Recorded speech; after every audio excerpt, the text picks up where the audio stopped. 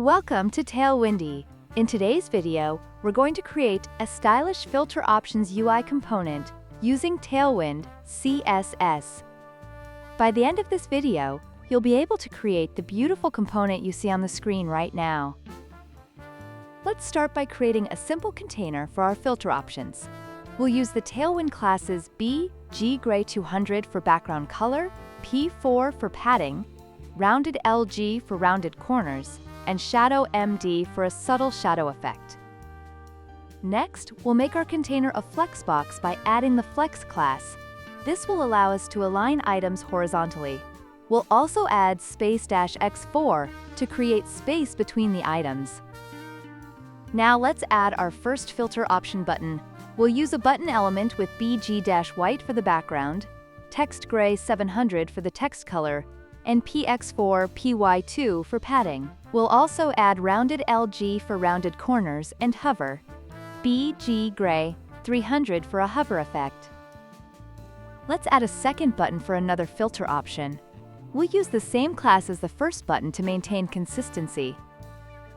Finally, let's add a third button to complete our filter options. Again, we'll use the same styling for consistency. To center our buttons within the container, we'll add the Justify Center class to the Flex container. Let's add an icon to our filter options.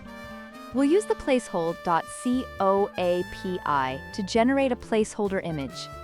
We'll set the width and height to 10 using W10 and H10 and make it circular with rounded full. To add some context, we'll include a text label next to our icon. We'll use a span element with the text gray 700 class for styling. Let's make our text label stand out a bit more by adding the font semi-bold class to give it a bolder appearance. To ensure our layout is flexible, we'll add a FLEX1 class to a div element. This will allow the layout to adjust dynamically as needed. Finally, let's add an apply button to our filter options. We'll use BG Blue 500 for the background color, text white for the text color, and hover, BG Blue 600 for the hover effect. To ensure our component doesn't stick to the edges of the page, we'll add some margin to the body using a simple CSS style. And there you have it. We've built a sleek and functional filter options UI component using Tailwind CSS.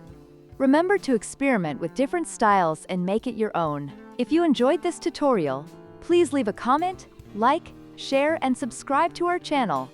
Don't forget to hit the bell icon to stay updated with our latest videos. Thanks for watching.